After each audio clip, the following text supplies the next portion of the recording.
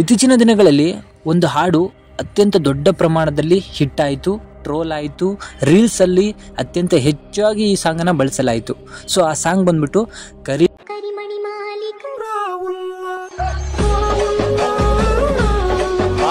So ಈ ಕಂಟೆಂಟ್ನ creator ಬಂದ್ಬಿಟ್ಟು Wikipedia. So ಯೂಟ್ಯೂಬಲ್ಲಿ ನಂದಿನಿ ಸಾಂಗ್ನ ಮೂಲಕ ಜನರಿಗೆ ಪರಿಚಯವಾದಂತಹ ವಿಕಿಪೀಡಿಯಾ ಈ ಸಾಂಗನ್ನು ಕೂಡ ಅವರೇ ಮಾಡಿದ್ರು. ಇದರಲ್ಲಿ 30 ಸೆಕೆಂಡ್ಗಳ ಕಾಲ ಚಂದ್ರು ಅವ್ರನ್ನ ಬಳಸ್ಕೊಂಡಿದ್ರು. ಯಾವ ಚಂದ್ರು ಅಂತ ಹೇಳಿದ್ರೆ ಚಟಪ ಅವ್ರನ್ನ ಬಳಸ್ಕೊಂಡಿದ್ರು. ಈ ಹಾಡು ಹಿಟ್ಟಾದ ನಂತರ ವಿಕಿಪೀಡಿಯಾವ್ರಿಗೂ ಕೂಡ ಅತ್ಯಂತ ಒಳ್ಳೆಯ ವ್ಯೂಸ್ ಕೂಡ ಬಂತು. ಇದರ ಜೊತೆಗೆ ಚಂದ್ರು ಅವರಿಗೂ ಕೂಡ ಬಿಸ್ನೆಸ್ ಒಳ್ಳೆ ಮಟ್ಟದಲ್ಲಿ ಆಯಿತು. ಇದನ್ನು ನಾವು ಮರೆಯುವಂತಿಲ್ಲ. ಆದರೆ ಇದೆಲ್ಲ ಆದ ನಂತರ ಚಂದ್ರು ಅವರು ಕೂಡ ಎಲ್ಲರಿಗೂ ಕೂಡ ಪರಿಚಯ ಆದರು. ಇದಾದ ನಂತರ ಒಂದು ಇಂಟರ್ವ್ಯೂನಲ್ಲಿ ಚಂದ್ರು ಅವರು ಹೇಳ್ತಾರೆ, ಬಂದರು, ಅರ್ಧ ಗಂಟೆಯಲ್ಲಿ ಮಾಡಿದ್ರು, 1 ಗಂಟೆಯಲ್ಲಿ ಬಿಟ್ಟರು, ಕೋಟ್ಯಾಂತರ ಜನ ನೋಡಿದ್ರು, ಒಳ್ಳೆ ಕಾಸಾಯಿತು, ಒಂದು ಟ್ಯಾಂಕ್ಸು ಇಲ್ಲ, ಒಂದು ಹಾಯಿ ಇಲ್ಲ, ಒಂದು ಬಾಯಿ ಇಲ್ಲ, ಇಷ್ಟೇ ಹಿಂಗೆ ಅಂದ್ಬಿಟ್ರು.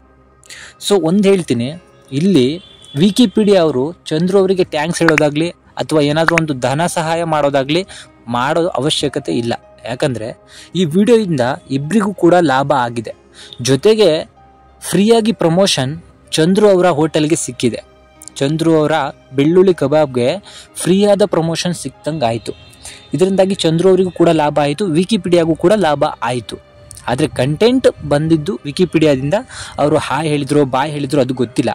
ಆದರೆ ಆ ಮನುಷ್ಯ ಒಳ್ಳೆಯ ಒಂದು ಗುಣ ಇರೋದ್ರಿಂದ ಇವತ್ತು ಬಂದು ಅವರಿಗೆ ಹಣ್ಣು ಹಂಪಲುಗಳನ್ನ ಕೊಟ್ಟು ಏನೋ ಒಂದು ಗಿಫ್ಟ್ ಕೊಟ್ಟು ಹೋಗಿದ್ದಾನೆ. ಅದು ಪ್ರೀತಿಯಿಂದ ಇದ್ದೀವಿ, ಬಂದಿದ್ದಾರೆ, ಎಲ್ಲೋ ಯಾವುದೋ ಒಂದು ಟಿವಿಲಿ ಕೈಘಟನೆ ಆಗಿದೆ, ದಯವಿಟ್ಟು ಅದೆಲ್ಲ ಯಾವುದೂ ಇಲ್ಲ, ಯಾವ ಅನುಮಾನನೂ ಇಲ್ಲ.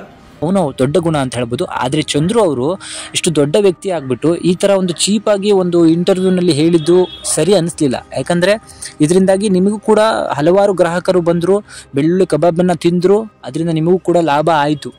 ನಾನು ಯಾಕೆ ಹೇಳ್ತಾ ಇದ್ದೀನಿ ಅಂದರೆ, ಯೂಟ್ಯೂಬರ್ಸ್ಗಳಿಗೂ ಕೂಡ ಸ್ಪಾನ್ಸರ್ಸ್ ಅಂತ ಬರ್ತಾರೆ. ಹಲವಾರು ಹೋಟೆಲ್ಗಳು, ಹಲವಾರು ಪ್ರಾಡಕ್ಟ್ಗಳಿಂದ ಸ್ಪಾನ್ಸರ್ಸ್ ಅಂತ ಬಂದರೆ ಅವರಿಗೂ ಕೂಡ ಇಷ್ಟು ಅಂತ ದುಡ್ಡನ್ನು ಕೊಡ್ತಾರೆ. ಒಂದು ವಿಡಿಯೋದಲ್ಲಿ ಅವರ ಅಡ್ವರ್ಟೈಸ್ಮೆಂಟನ್ನು ನಾವು ತೋರಿಸಿದ್ರೆ ಇಷ್ಟು ದುಡ್ಡಂತ ಕೊಡ್ತಾರೆ. ಆದರೆ ಇಲ್ಲಿ ಚಂದ್ರು ಅವರಿಗೆ ಫ್ರೀಯಾಗಿ ಒಂದು ಪ್ರಮೋಷನ್ ಕೂಡ ಮಾಡಲಾಯಿತು. ಇದರಿಂದಾಗಿ ಚಂದ್ರು ಅವರಿಗೆ ದುಡ್ಡಿನ ಅವಶ್ಯಕತೆ ಏನಿರಲಿಲ್ಲ, ಫ್ರೀ ಪ್ರಮೋಷನ್ ಕೂಡ ಆಯಿತು. ಇದರ ಬಗ್ಗೆ ಮಾತಾಡದೇ ಇದ್ದರೆ ಚಂದ್ರು ಅವರು ಇಂದು ಸ್ವಲ್ಪ ದೊಡ್ಡ ಮಟ್ಟದಲ್ಲಿ ಇನ್ನೂ ಸ್ವಲ್ಪ ಹೆಸರು ಮಾಡ್ಬೋದಿತ್ತು. ಈ ಥರ ಒಂದು ಚಿಕ್ಕ ಮ್ಯಾಟ್ರಲ್ಲಿ ವಿಕಿಪೀಡಿಯಾ ಅವ್ರನ್ನ ಎಳೆತಂದು ಅವ್ರಿಗೂ ಕೂಡ ಸ್ವಲ್ಪ ಮುಜುಗರವನ್ನು ತಂದರು. ಇವರು ಕೂಡ ಸ್ವಲ್ಪ ಬೆಲೆಯನ್ನು ಕಮ್ಮಿ ಮಾಡಿಕೊಂಡ್ರು ಅಂತ ನನ್ನ ಅನಿಸಿಕೆ. ಸೊ ನಿಮ್ಮ ಅನಿಸಿಕೆ ಏನಂತ ಹೇಳಿ ನನಗೆ ಕಮೆಂಟ್ ಮೂಲಕ ತಿಳಿಸಿ.